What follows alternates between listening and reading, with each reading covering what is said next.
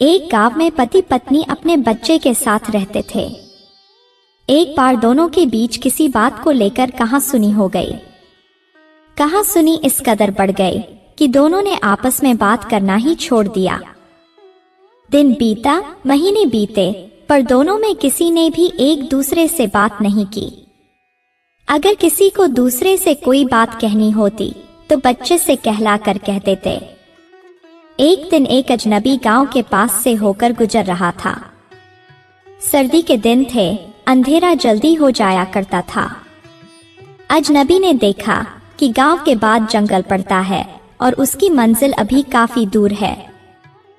उसने सोचा कि जंगल में रात बिताने से अच्छा है कि इसी गांव में रात बिता दी जाए। जिस रास्ते से वह निकल रहा था उसमें आगे चलकर एक अकेला घर था। यह घर आपस में बातचीत न करने वाले पति पत्नी का ही था। अजनबी ने इसी घर में बसेरा ढूंढने को किस्मत आजमाई। अजनबी घर पर गया और दरवाजे के बाहर बरामदे में पूरे आत्मविश्वास से बैठ गया। पति घर पर मौजूद नहीं था। पत्नी बरामदे में बैठे अजनबी व्यक्ति को देखकर बाहर आई तो अजनबी ने पूछा, तुम्हारे मालिक कहाँ हैं? पत्नी ने कहा, मुझे नहीं पता। यह कहते हुए भीतर जाने लगी। बच्चा भीतर से दोनों की बात सुन रहा था। उसने भीतर से तुरंत बाहर आकर कहा, मेरे पापा ने नहीं बताया कि वह कहाँ गए हैं। मम्मी पापा में आजकल लड़ाई चल रही है। बच्चे की माँ ने बच्चे को टेढ़ी नजरों से घूरा और भीतर चली गई। बच्चा अजनबी के साथ खेलने लगा और थोड़ी ही देर में उससे घुल मिल गया। तभी बच्चे ने अजनबी से सीधा पूछ लिया कि आप कौन हैं? अजनबी को कुछ ना सूझा तो उसने यूं ही कह दिया कि मैं तेरा मामा हूँ। बच्चे की माँ के कान अपने बच्चे और अजनबी की बातों में ही लगे थे। उसने सोचा, यह मेरे मायके का तो है नहीं तो बच्चे का मामा नहीं हुआ, और न यह मेरे ननिहाल का है तो मेरा भी मामा नहीं हुआ। यह जरूर मेरे पति का मामा होगा। पत्नी बचपन से ही अपनी माँ को देखती थी कि जब कभी घर में उसकी माँ के मामा आते थे तो वह उनकी खूब खातिरदारी करती थी। उसने भी अपने पति के मामा की खूब खातिरदारी करने की ठानी और उसने शुद्ध देशी घी में पूरी पुआ, हलवा आदि स्वादिष्ट पकवान बनाए। तब तक पति भी घर पहुंच गया। उसने देखा कि घर में कोई अजनबी आदमी आया है और पकवानों की खुशबू तो घर पहुंचने के पहले 100 मीटर दूर से ही आ रही थी। बरामदे में बैठे अजनबी को देखकर पति ने उससे हाथ जोड़े और बच्चे को इशारे से अपने पास बुला लिया। उसने अपने बच्चे से पूछा कि कौन आया है? बच्चे ने कहा, मामा आए हैं। उसने अपने बच्चे से कहा, मैं तुम्हारी मम्मी के भाई को जानता हूँ। यह तुम्हारा मामा नहीं है, यह अवश्य ही तुम्हारी मम्मी का मामा है। बच्चा चुप रहा।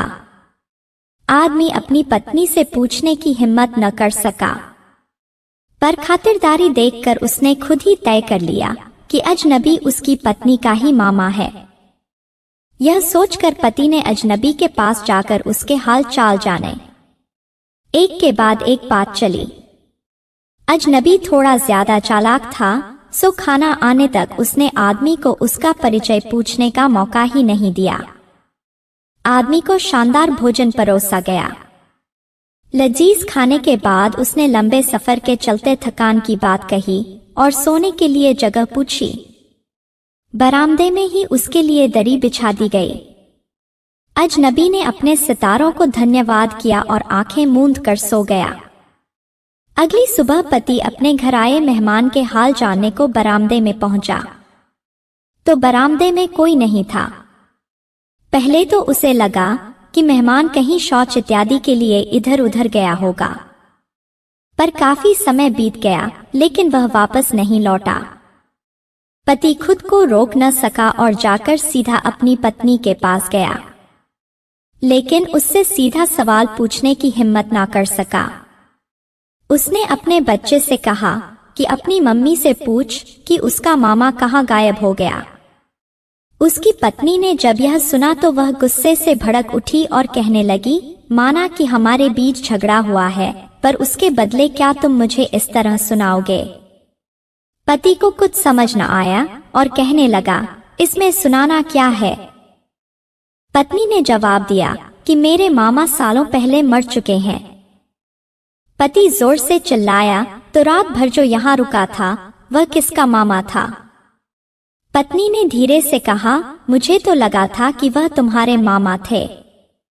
बच्चा उनका झगड़ा सुन रहा था। तीनों एक दूसरे का चेहरा देखने लगे।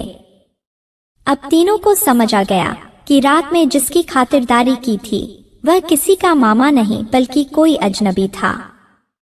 तीनों जोर जोर से ठहाके लगाने लगे।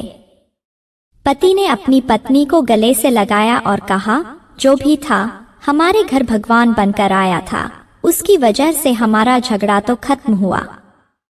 दोस्तों, कहानी अच्छी लगी हो तो लाइक शेयर कर अपनी राय कमेंट में बता सकते हैं। धन्यवाद।